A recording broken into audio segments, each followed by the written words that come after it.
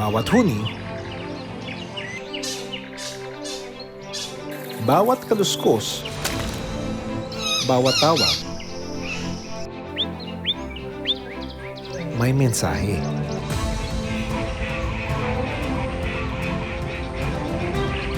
Ang ingay at musika sa kagubatan ay tanda ng buhay at malusog ang ating kalikasan.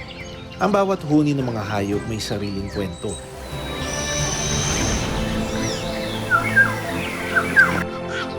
Ang tanong, kaya ba natin itong maintindihan?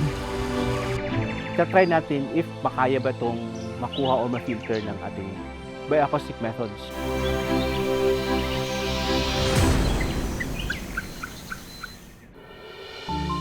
Ang mga bakawan hindi lang tanggulan laban sa alon. Para sa mga flying foxes, isa rin itong ligtas na pahingahan. Pero may mga naniniwalang nagdadala raw ito ng katatakutan. Hindi naman daw ito kayang madepensahan ang sarili kapag ginawa na raw itong target ng mga tao. Basag yung liver niya when we check. Kawawa naman, parang ang sakit-sakit siguro ng abdomen niya pero pinilit niyang umuwi dito sa roosting site niya.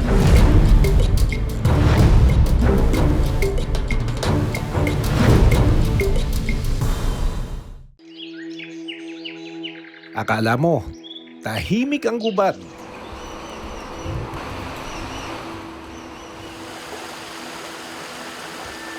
Pero hindi. Bawat huni, bawat kaluskos,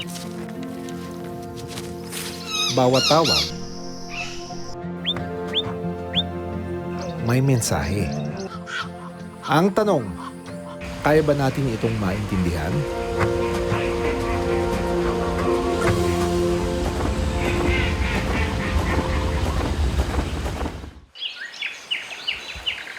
Akala mo tahimik ang gubat. Pero kung makikinig ka ng mabuti,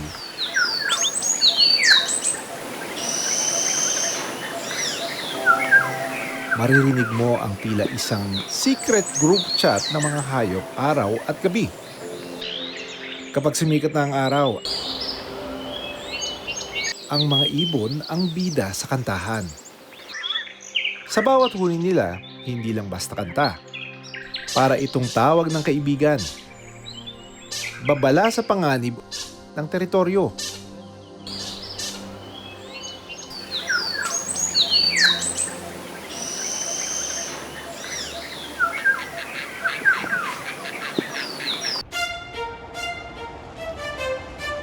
Sa lawang ito, ang ingay ng Philippine ducks. Ang kanilang pag-quack, parang malaking reunion. Ito ang paborito nilang pahingahan. Tignan nyo, para silang mga bata. Paulit-ulit na sumisisid.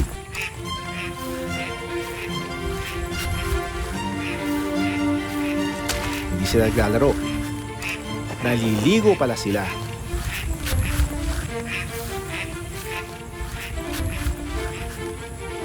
Tulad natin, kailangan din nilang maglinis ng katawan. Dahil nagkakaputo rin sila. Kaya sa mabilis na paglubog at pagbasa ng kanilang sarili sa lawa, natatanggal nila ang kuto at dumi na pwedeng maging sanhin ng pangangati at pagkasira ng kanilang balahibo. Gusto ng mga Philippine duck ang tahimik at ligtas na lugar na parang sarili nilang playground. Isa ito sa binabantayang lugar ni Ian, isang technical writer ng Protected Area Management Office ng Mahagnao Volcanic Natural Park sa Leyte. Itong Lake Malagsong po, it is one of the 3 lakes dito sa Mahagnao Volcano Natural Park. Tapos ito po yung resting areas ng mga Philippine ducks. Kailan nyo nalaman na may mga Philippine ducks na pala dito? Based po sa accounts ng mga locals, before maging protected area ang lugar na to, nag-i-exist na po yung mga Philippine ducks. Every month po, every 20th day of the month, may ginagawa kaming Philippine duck monitoring using our drone. So, pinapatad namin yung drone tapos kinakount namin.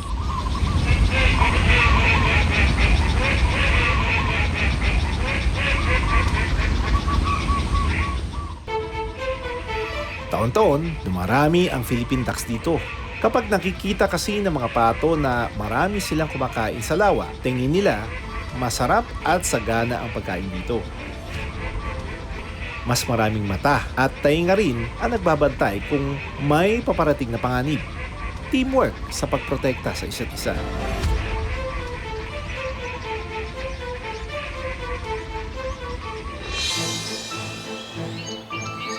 Ang ingay sa kagubatan, hindi lang nanggagaling sa malalaking hayop. Nagmumula rin ito sa maliliit na ipak ng mga nilalang na halos hindi na natin mabilang ang mga paa.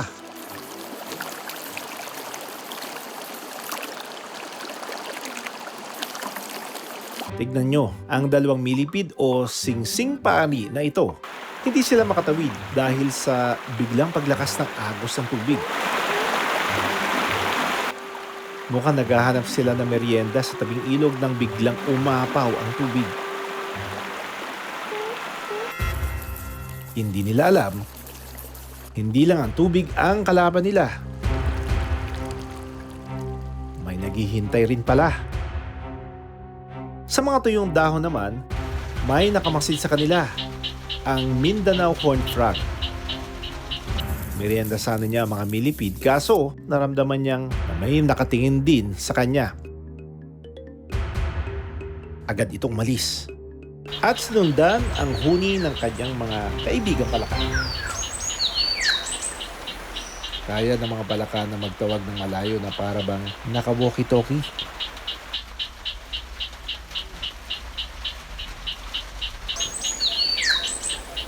Maririnig nila ang isa't isa. Kahit nasa dulo sila ng isang Olympic size ng pool. Okay, what I'm holding here is the Mindanao Horned Frog. So by its day, meron yung palang sa pilik mata niya para siyang may sungay. Kung titignan mo yung kulay, parang dark brown. Kung makakita ka ng mga tuyong dahon, so paborito nilang magtago doon sa mga tuyong dahon, yung mga dahon na nalaglag at natutuyo na. Kaya nagbe-blend in yung kulay niya doon. Very strong legs. Ayan, no? Pagsapit ng gabi, heto na.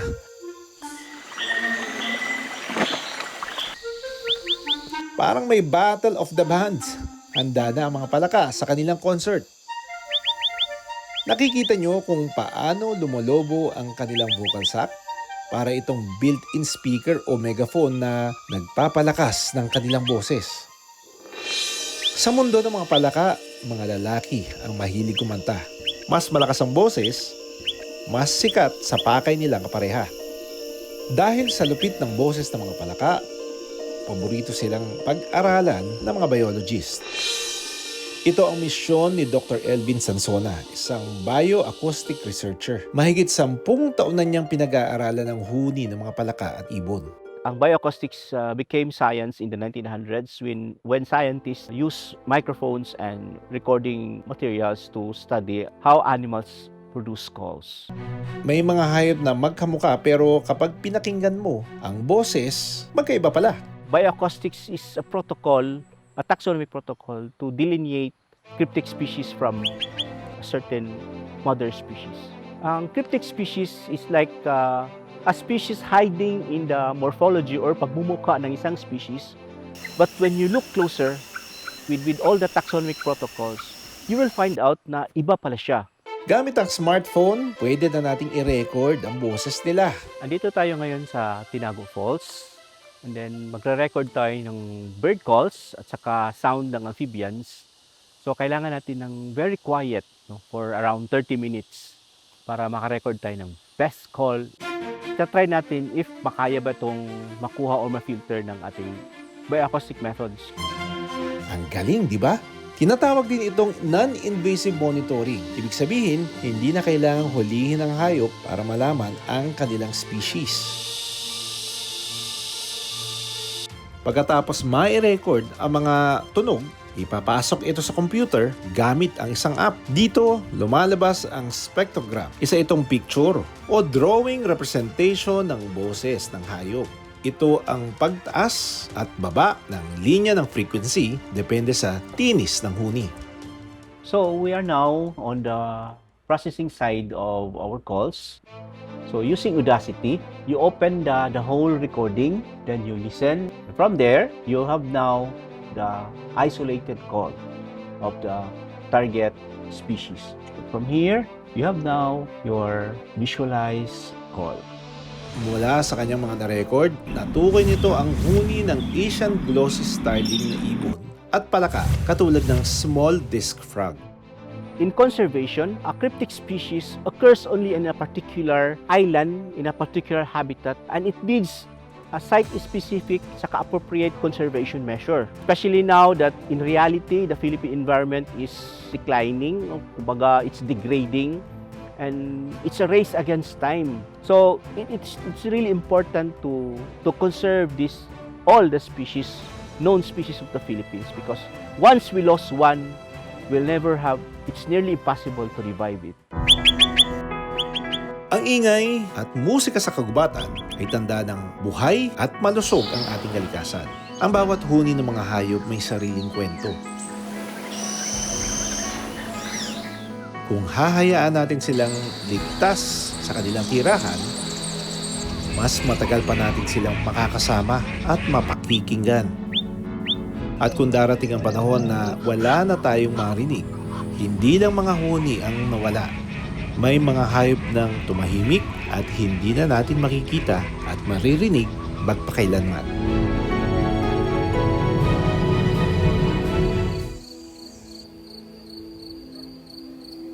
Pagsapit ng dilim, parang may mga ulap na bumababa mula sa langit, pero hindi ito ulan.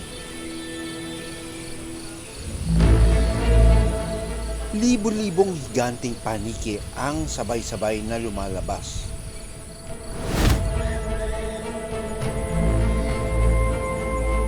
Wow, grabe, ang dami nila. All in all, nasa mga 11,000. Ito mga bats na ito. May mga naniniwalang nagdadala raw ito ng katatakutan. Pero sa mga siyentipiko, iba ang nakikita nila.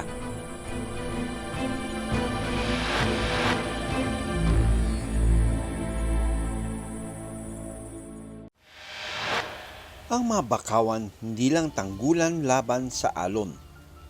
Para sa mga flying foxes, isa rin itong ligtas na pahingahan.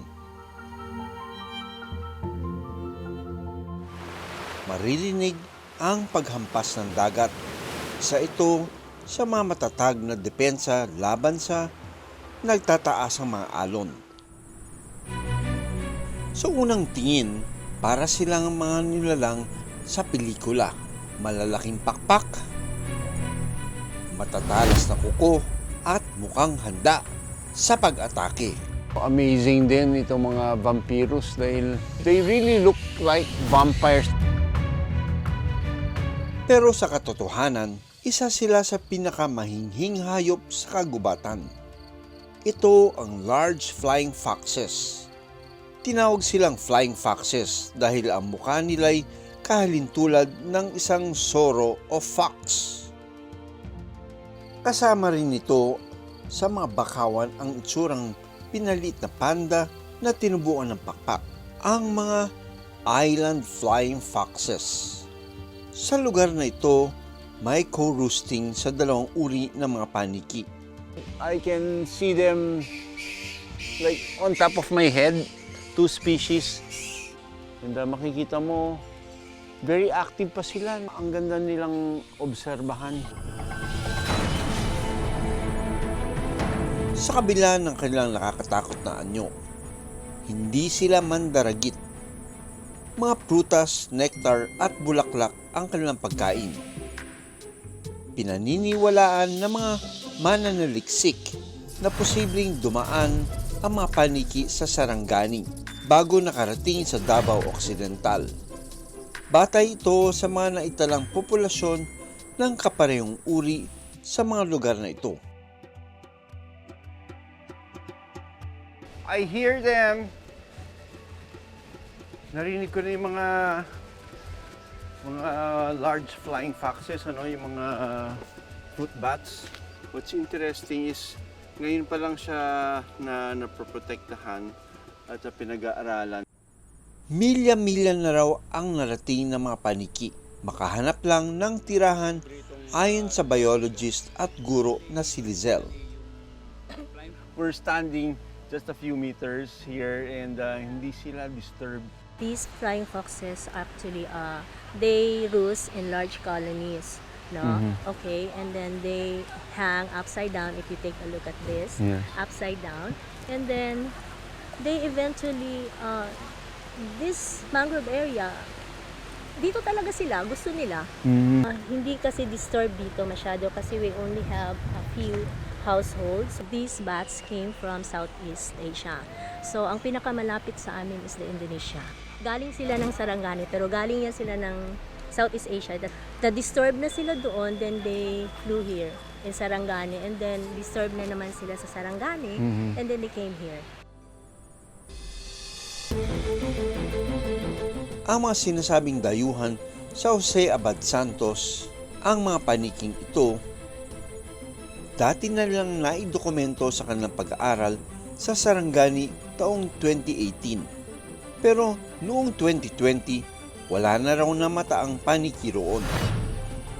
Pero kung ligtas nga ba ang kanilang bagong tahanan, isang tanong rin ang gustong sagutin ng mga mananaliksik. Dahil sa ilalim ng mga punong ito, may mga natagpuan silang hindi muling makakalipad. Yung last time na study namin, merong isa na nahulog because yun nga yung natira doon. Injury. Injury. Saan po ang tama niya? Dito po near sa liver. Kasi basag yung liver niya when we check. Sa bawat paglipad nila, libo-libong buto ang kanilang nadadala. At sa bawat butong maiuhulog, may pagkakataong may isang bagong punong sisibol. Oh, grabe, ang dami nila. Nagmistulang gwardiyaman ito ng mga bakawan. Hindi naman daw ito kayang madepensahan ang sarili kapag ginawa na raw itong target ng mga tao. Hindi siya namatay sa lugar kung saan siya tinamaan. Pinili pa rin niyang umuwi sa kanyang kawit-kawit na tahanan sa mga bakawan. Doon na rin siya tuluyang nalagutan ng hininga. Wawa naman, parang ang sakit-sakit siguro ng abdomen niya pero pinilit niyang umuwi dito sa roosting site niya, no? Kaya mahigpit yung ni Menro ngayon na campaign for yung Wildlife Act na kailangan talagang i-educate yung mga tao dito sa community. Kapag malago ang mga bakawan, tumutulong din ito para masala ang mga basurang inaalon sa dagat. Sa ngayon, wala pang direktang koneksyon kung nakukonsumo at nakakaapekto sa mga paniki ang microplastic na nakuha at pinag-aaralan nila. Unstudied pa po yung direct relationship ng microplastic sa mangrove ecosystem. Kung nakakaapekto ba ang microplastic sa species na present doon sa mangrove ecosystem.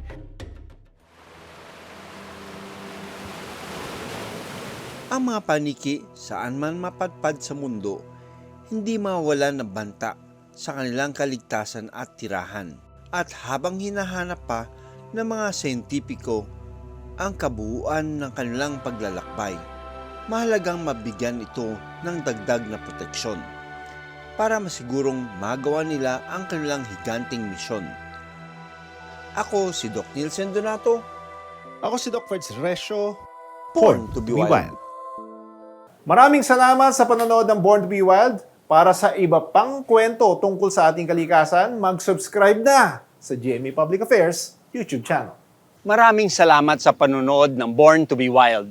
Para sa iba pang kwento tungkol sa ating kalikasan, mag-subscribe na sa GMA Public Affairs YouTube channel.